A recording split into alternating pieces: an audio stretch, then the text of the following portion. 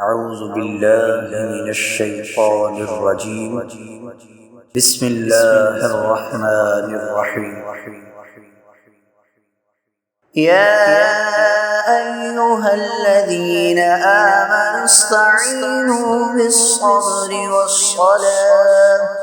إن الله مع الصابرين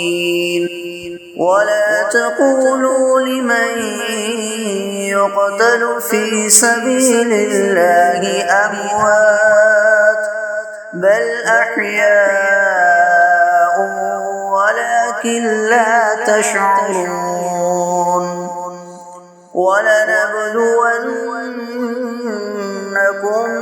بشيء من الخوف والجوع ونقص من الأموال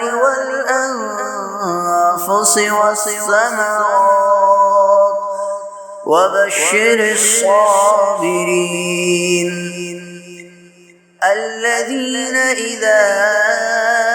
أصابتهم مصيبة قالوا إنا لله وإنا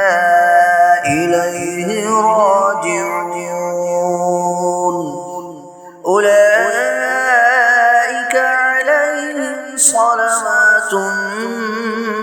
من ربهم ورحمة وأولئك هم المهتدون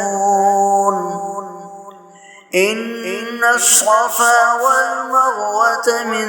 شعائر الله فمن حج البيت أو اعتمر فلا جناح عليه أن يطوف بهما ومن تطوع خيرا فإن